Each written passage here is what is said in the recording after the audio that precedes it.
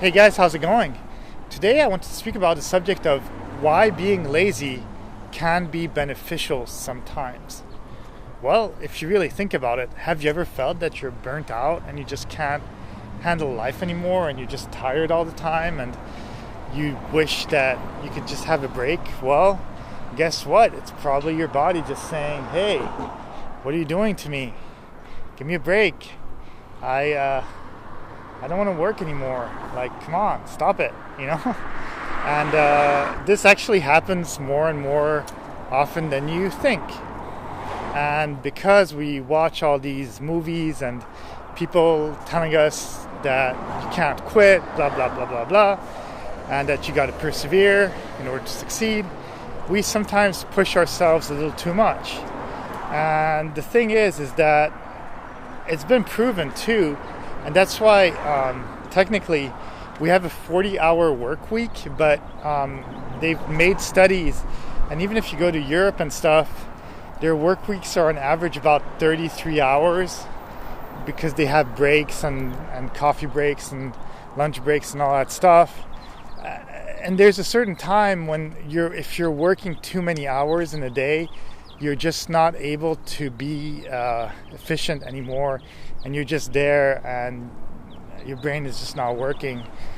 We need time to basically recharge. So that's what it is. It's let's say you're a pro bodybuilder or you're a pro gymnast or pro athlete in whatever field. They train a lot. They really do train 5-6 days a week, some people even 7 days a week to some extent, with the seventh day sort of a more restful training, but it's still training.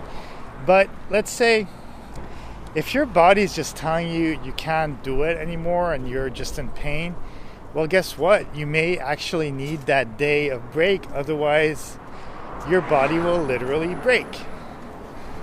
It's trying to tell you something. And it's not because, let's say if you're a professional bodybuilder, it's not because you take a day off from having worked out 300 days straight that now all of a sudden from that day off your muscles are contracting and you're not going to ever be a bodybuilder again. You're going to have lost everything. It's not true. It's about consistency. Consistency is much more important than having a great workout. I'm sure a lot of people have great workouts even once a week.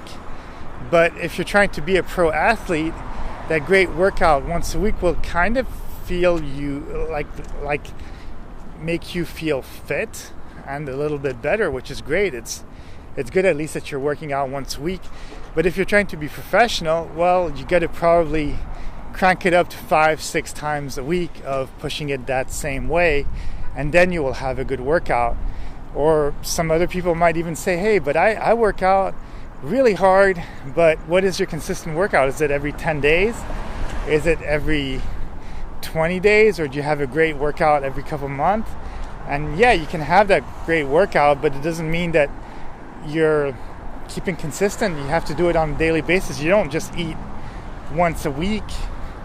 You eat 2 or 3 times a day, maybe more, depending on how much sport you're doing or how many snacks you count in between.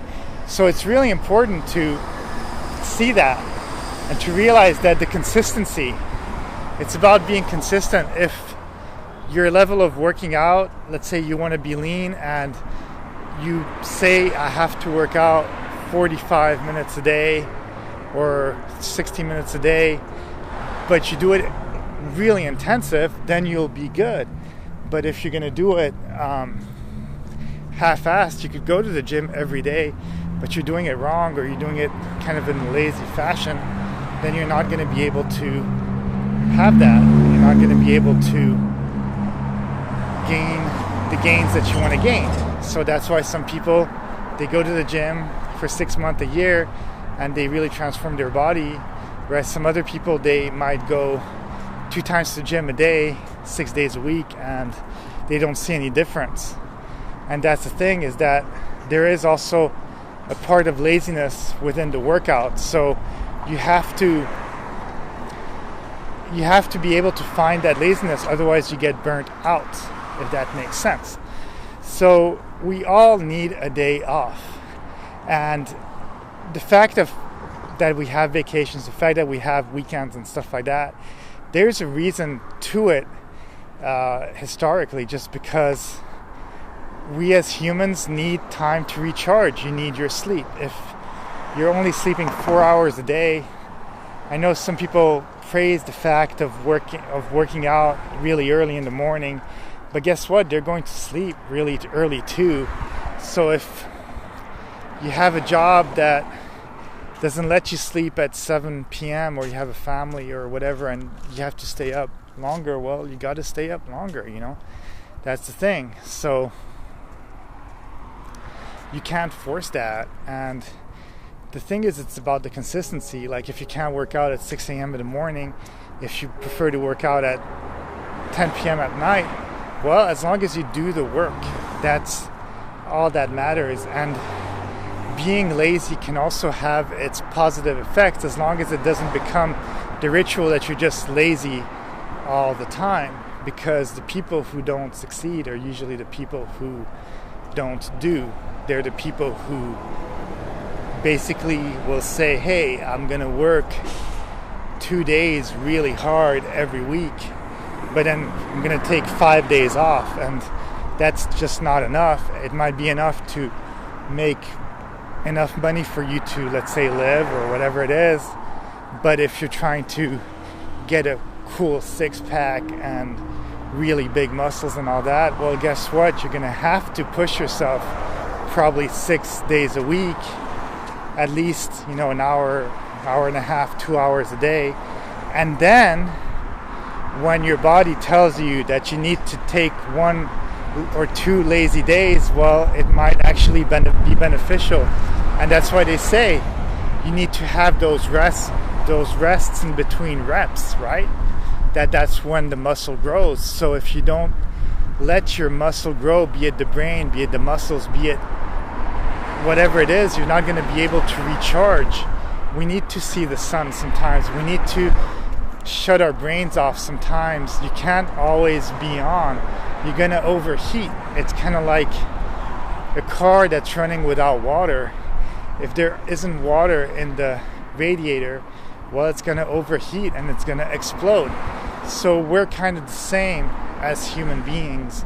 If we don't recharge, if we don't sometimes shut ourselves off, take those 8 hours to sleep one day, we're not going to be able to do it. And that's when you have to listen to yourself and fight that fact of, like, the laziness that's laziness, just to be lazy all the time, and also the fact that there's also that combination of actually being really lazy, if that makes sense. So laziness to be lazy all the time, or laziness because you need to recharge your batteries, and once you've recharged them, you will actually be good. So that's the difference you have to figure out yourself, because everybody's a bit different, if that makes sense. So I'm different from you, and you're different from me. And I'm sure some people are similar to me, but this I don't know. So you have to find your own rhythm. You have to find your own way of being lazy, and also enjoy sometimes life, because we're not just ants. We do like to work, and we have that kind of programmed thing in our brain where there's jobs and bartering for work for money. That's the exchange that we get. But at the same time, we need to understand too that we need to get better with time. So being lazy can be okay, as long as you do the work the rest of the time and not just be lazy, because a lot of people do get into that routine of just being lazy, and that's not good. There's a difference, okay? So I hope you liked my speech, and I'll talk to you soon. Have a great day.